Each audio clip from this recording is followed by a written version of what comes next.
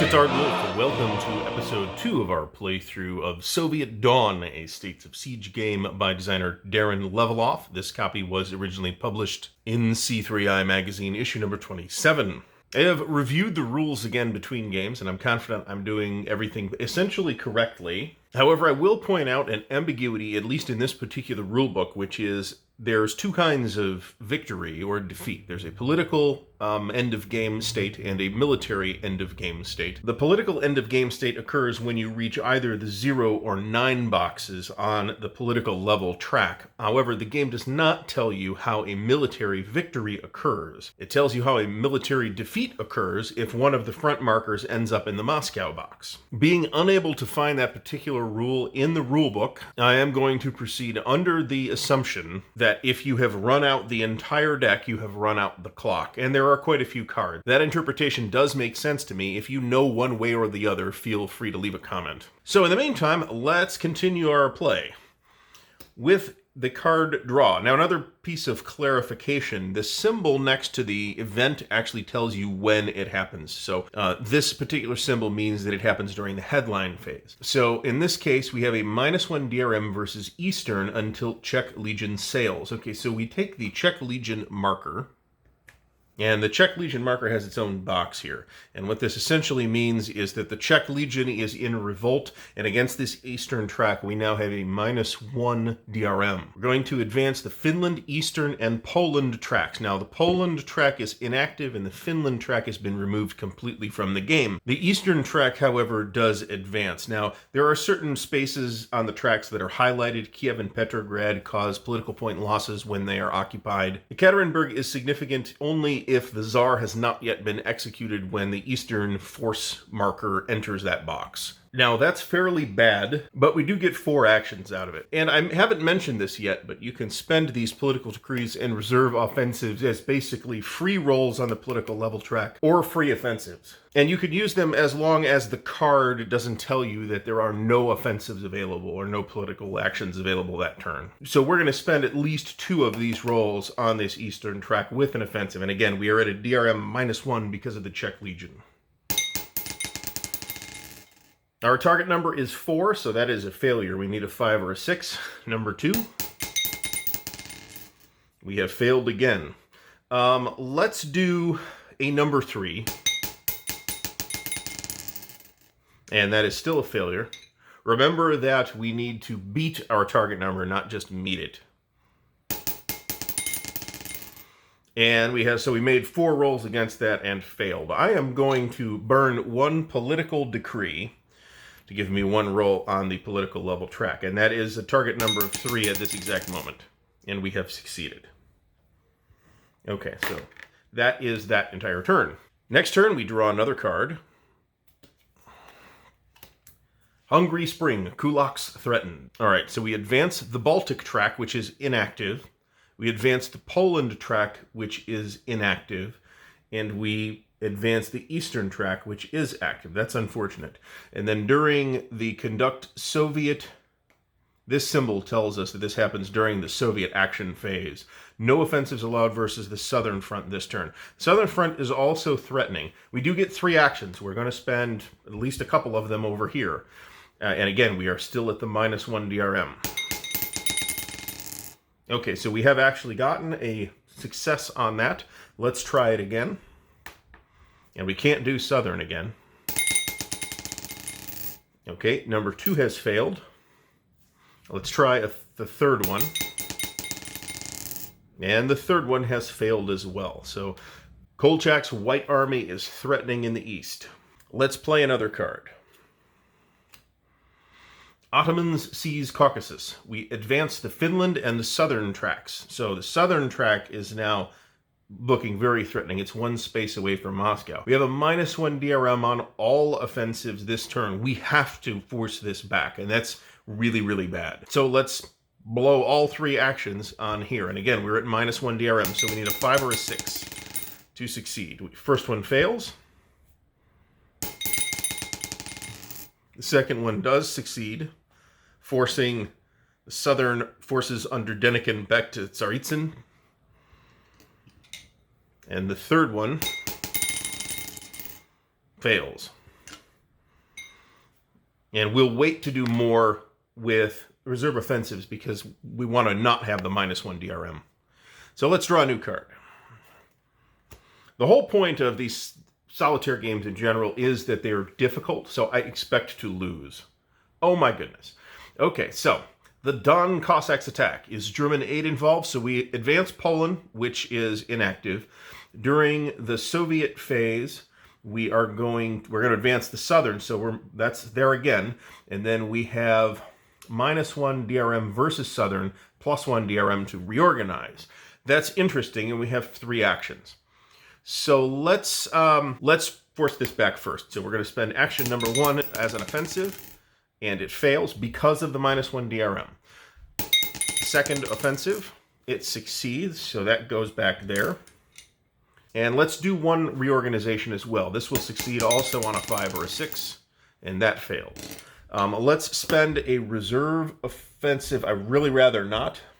I'm going to wait to spend the reserve offensive because, again, we're at a -1 DRM versus the track that I need to push back the most. So it would be better waiting. That said, I'm taking a chance making that decision.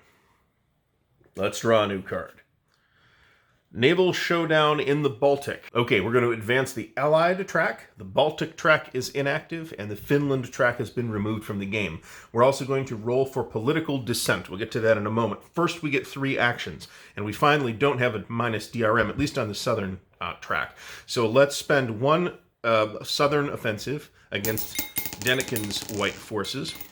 That fails.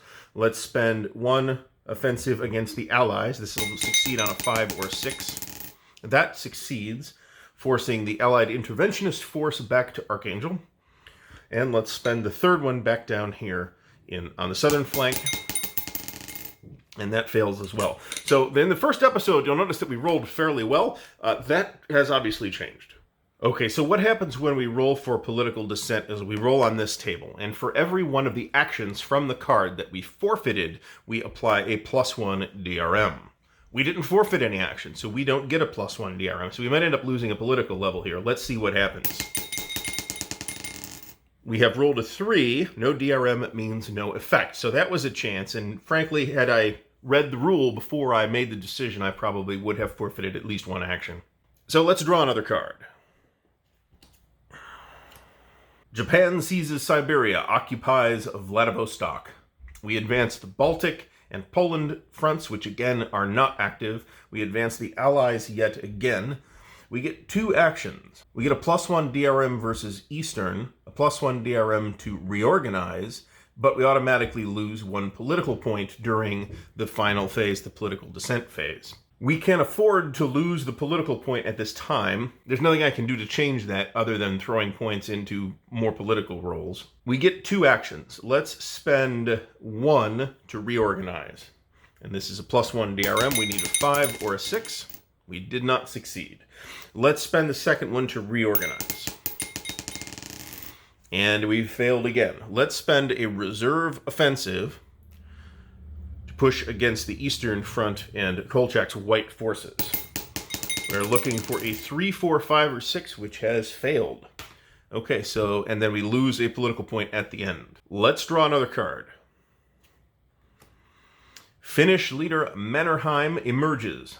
We have already removed, and I used the wrong counter, but it doesn't matter. We have removed the Finland track marker from play, so we ignore this event. And we get 2 actions. Let's spend 1 to try to push back the southern front. We're looking for a 4, 5, or 6, which has failed. Let's try to increase our political level. The target number is currently 3. We need a 4, 5, or 6. We have failed. Let's draw another card. Generals from Volunteer Army. We advance the Finnish front, which is removed, and the southern front, which is not removed. We have 3 actions with no restriction. We're going to have to focus on that southern front and Denikin's army. So let's use the first action there. That has failed. Let's spend the second action on another offensive in the south, and that does succeed in forcing that front back. Let's try to increase our political level. We need a 4, 5, or 6, and we have succeeded. And you'll notice that now the target number for increasing the political level is higher. Let's draw one more.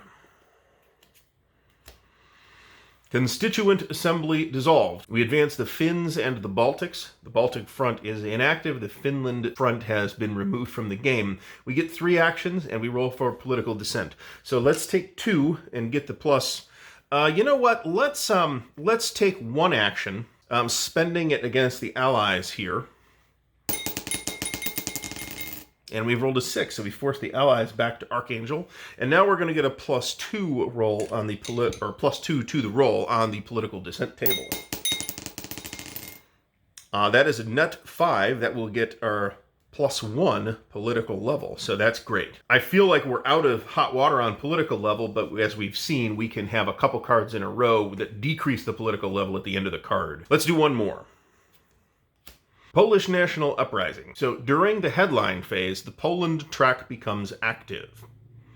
During the enemy movement phase, the eastern track moves forward, the southern track moves forward, and the Finland track moves forward, but that's been removed from the game. So once again, we're being threatened in the south by Denikin. Now we get 3 actions. Let's spend the first one to conduct an offensive in the south.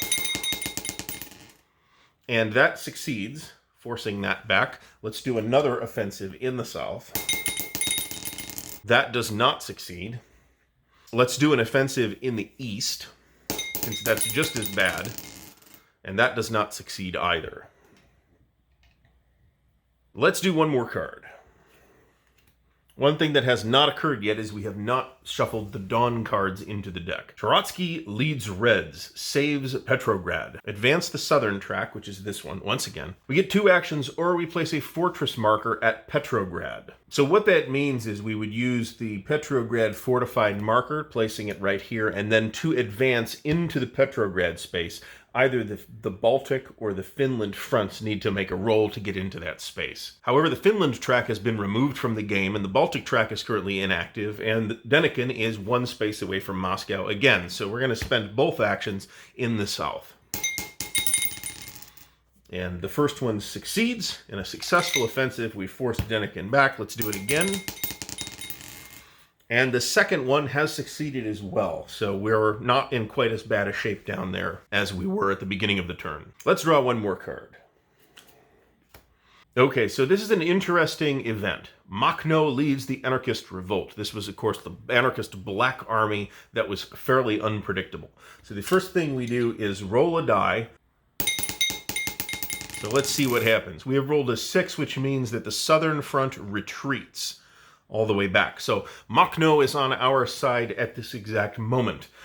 We have to roll, we get 1 action, we have to roll for political dissent. I will forego the action and get a +1 DRM on the roll. We have a 4, which is no effect. And then if Dawn cards are not yet in play, add this card to the Dawn cards pile. So this will actually come back, and it will end up somewhere in here with the Dawn cards when these get shuffled in. I believe we've gotten as far as we are going to get for today. I'd like to thank you for watching. If you noticed any particularly stupid rules problems that I have made, please let me know in the comments below. Please like the video if you're enjoying the playthrough series. Don't forget to subscribe to the channel and click the little bell icon to get notified when new content comes out. And if you'd like to support Ardwulf's Lair, feel free to share the video around on social media and or click on the Patreon link in the video description. Episode 3 will be along before you know it, so stay tuned. In the meantime, happy wargaming.